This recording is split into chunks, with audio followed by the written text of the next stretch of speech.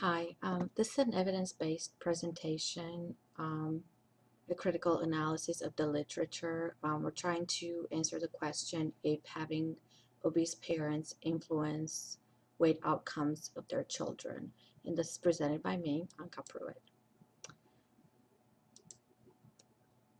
First, for any evidence-based practice, there has to be a PICO question. And my PICO question is, are children of ages 18 and below who are raised by obese parents at higher risk of being affected by obesity compared to children raised by parents of healthy weight? Our population is children. Intervention is the children that are raised by the obese parents. Comparison is the children raised by parents of healthy weight.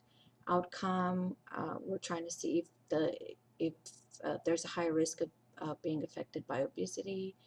And time is children before they turn 18 years old. The search and sources used 4 different databases. I found hundreds of articles. The most articles I found using the keywords obesity, parents, and children was under Health Source, and I found 407 articles.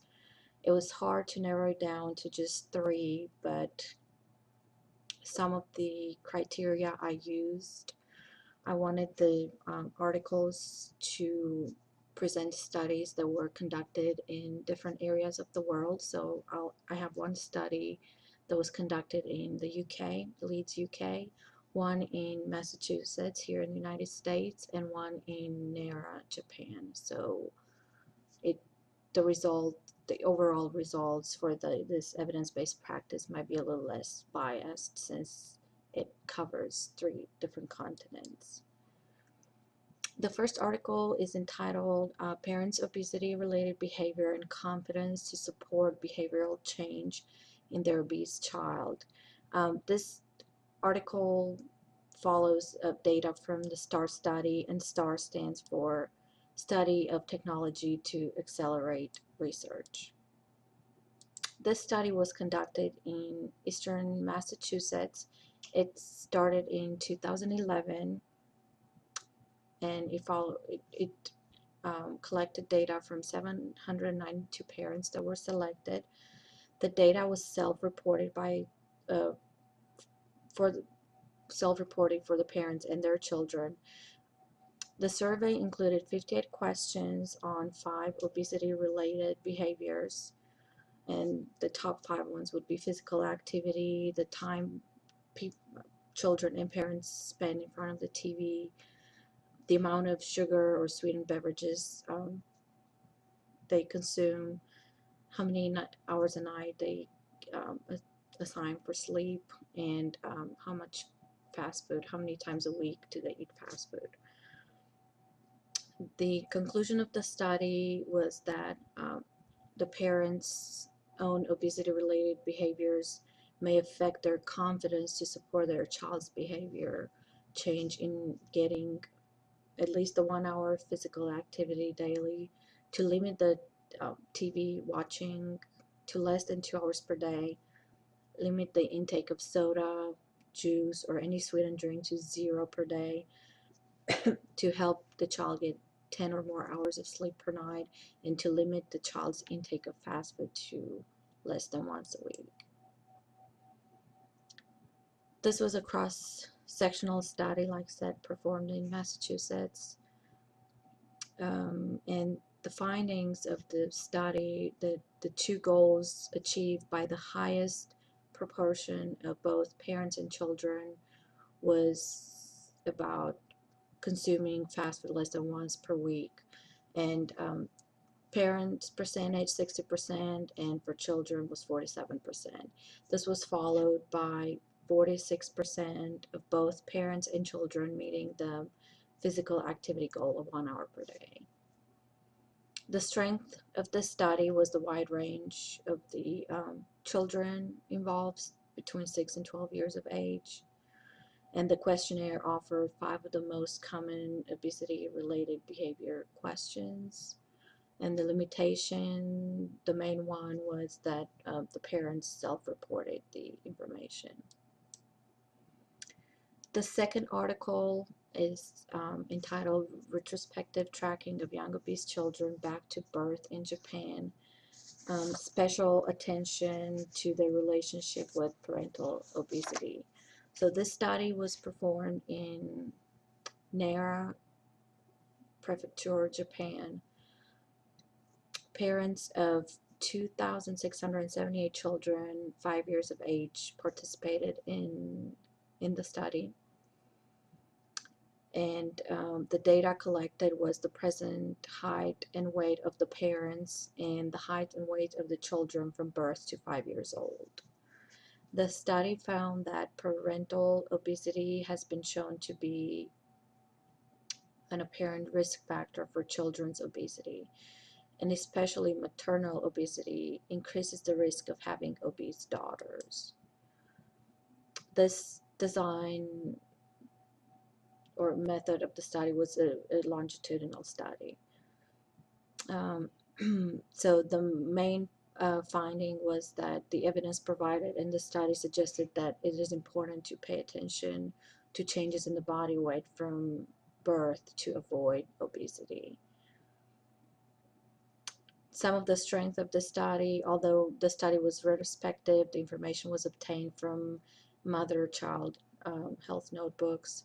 Children were split into 3 groups at first, thin, normal weight, and obese.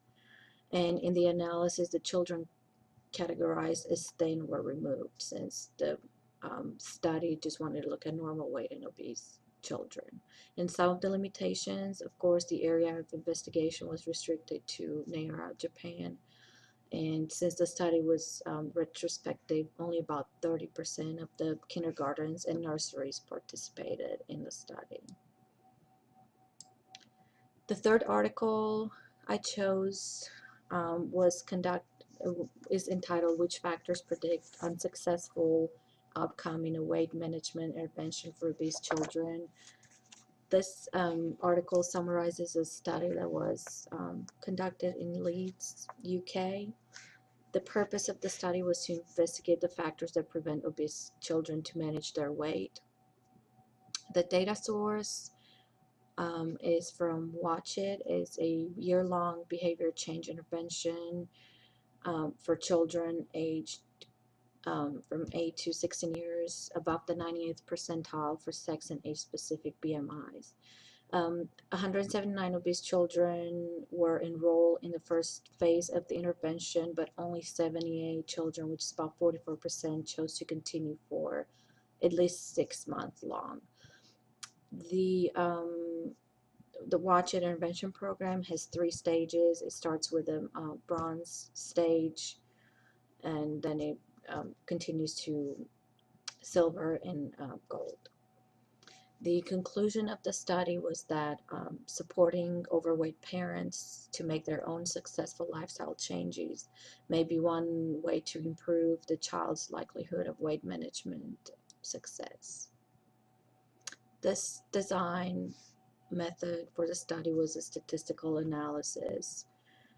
The way the data was collected, each child enrolled underwent an assessment by the Watch It trainer involving measurements and completion of questionnaires, which included demographic data and self-reporting of both parental weight status. The findings showed that an unsuccessful weight management attempt at 6 months was 6 times more likely to occur in children from families where both parents reported a weight problem compared to children from families where neither parent reported a weight problem.